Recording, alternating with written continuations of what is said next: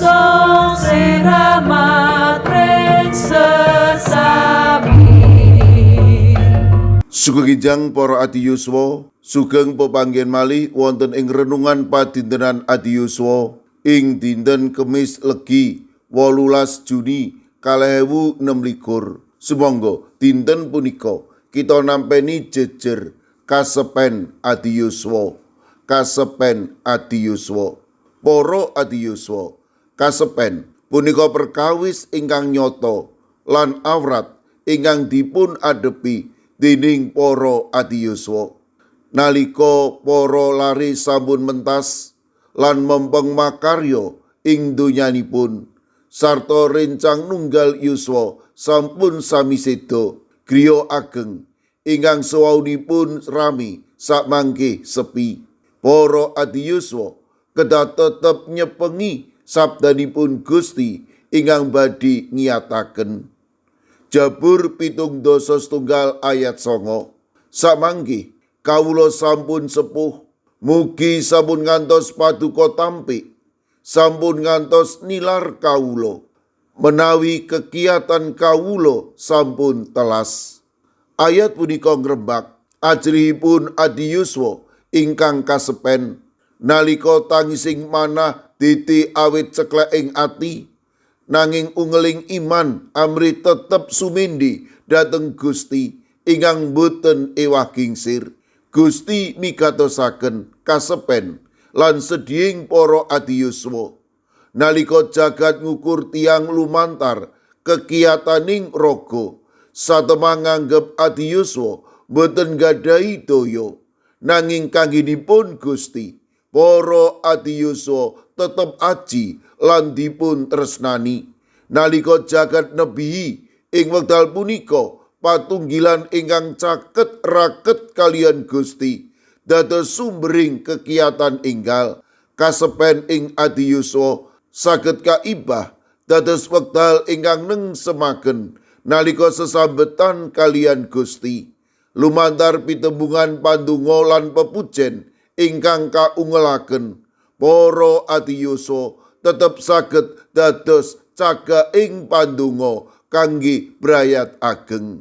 Para adi yuswa, milanipun sumangga sami mandeng yuswa adi dite kanthi raos kuwatos, nanging kanthi kapitadosan ingkang kiyat bilih Gusti badhe tansah nyarengi.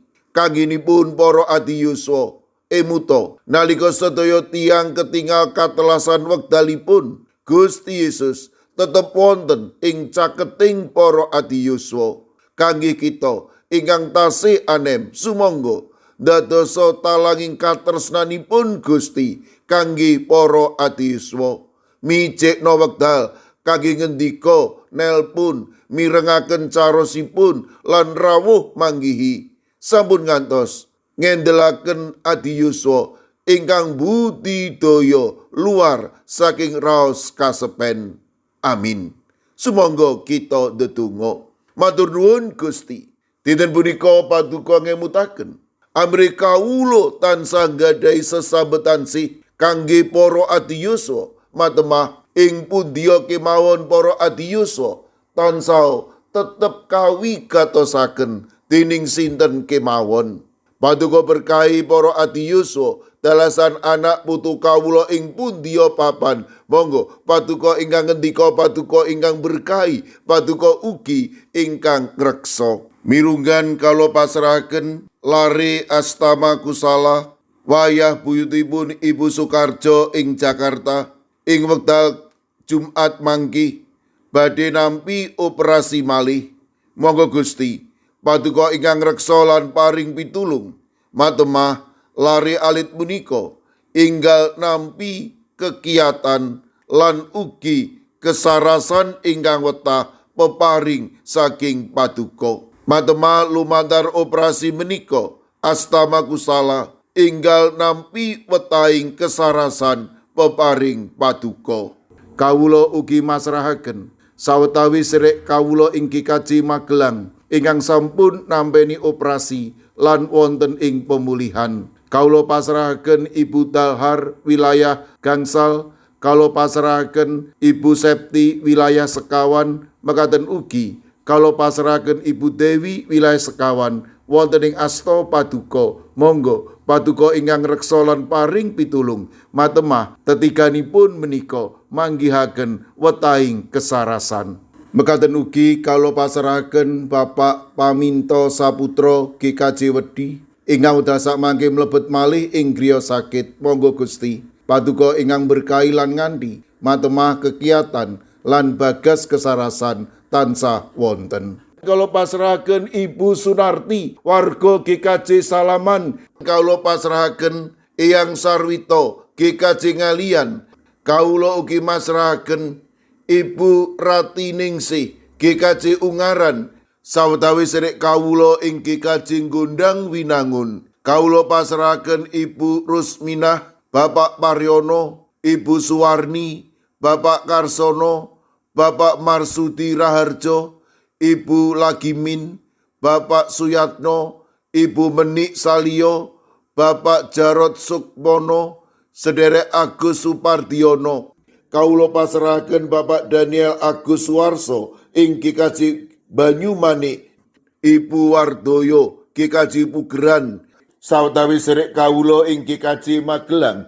Kawula pasrahaken Bapak Joko Umboro, Pinisepuh Dwi Murwanto, Ibu Bambang HN, Bapak Suparmin, Ibu Sri Winanti, Mbak Cilik, Bapak Wiharto, lan ugi Ibu Mariati, Bapak Mangku, Ibu Pratiwi wonten ing pamulihan. Kawula ugi masrahaken Ibu Danu Sutardi GKJ Wedi, sawetawis sedherek kawula ing GKJ Sukorejo, Bapak Sobri Pranoto, Bapak Roger Antoni DL, Bapak Kadaryanto, Bapak Samuel, Ibu Tumini, Ibu Susmi, Ibu Sukarmi, Bapak Untung Basuki, Bapak Adityo, Bapak Winoto.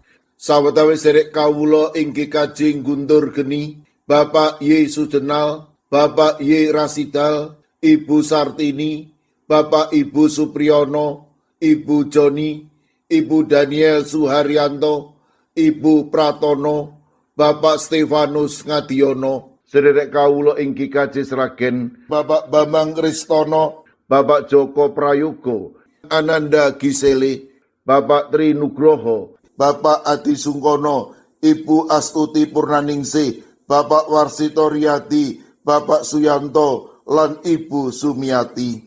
Mekaten ugi Ibu Kristina Sri Suparwanti Ningsih ing Gunung Kidul. Kawula pasrahaken sedherek kawula ing GKJ Wonocatur, Ibu Daniel, Bapak Ujianto, sedherek kawula ing GKJ Kabluk, Bapak Darmo, sedherek Susi Artowati, Bapak Edi Mursetyo, Bapak Yosua Jimmy Paningsang. Kawula pasrahaken sedherek kawula ing Pugeran, Bapak Minto Taruno, Bapak Sugiri.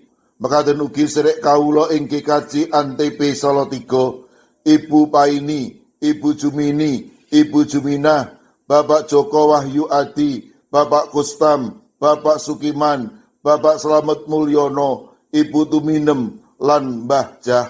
Kawula pasrahaken sedherek kawula ing GKJ Telepok, Ibu Wiryo Sumarto, Bapak Yutam, Bapak Karyadi. Sedherek kawula ing Klaten, Bapak Suranto, Bapak Harsono, Ibu Tiwi Bambang Sutomo. Sedherek kawula ing GITJ Trangkil Pati, Bapak Ibu Karyo, Bapak Ibu Toyo, Ibu Nani Cahyono. Mekaten ugi kalau pasrahaken Ibu Otniel Ngatius ing Wonosari, Bapak Yohanes Kuncoro ing GKJ Immanuel Solo, Bapak Wijongko ing GKJ Sedayu. Kawula pasrahaken sedherek kawula ing GKJ Wedi, Bapak Sudiat, Bapak Paminto Saputro. Ing GKJ Mijen kawula pasrahaken Ibu Purwaningsih Sunaryo, Ibu Elizabeth Indarwati, Bapak Moses Taji, Ibu Budiman Bultom. Ing GKJ Pamong Utomo Kalinegoro Magelang kawula pasrahaken Bapak Mardiono, Ibu Marsudi, lan Ibu Sri Widarti. Kawula pasrahaken sedherek Hesti ing GKJ Wonocatur, Ibu Lilik Sutopo ing GKJ Semarang Barat. Kawula pasrahaken sedherek kawula ing GKJ Ungaran, Ibu Ristiningsih, Ibu Dewi Teguh, Ibu Kristini Sunaryo, Ibu Suwartini Hadiono, Bapak Dwi Putro, Ibu Sugito, Bapak Sembiring, Ibu Surisno, Ibu Munarti, Bapak Ibu Tugiman.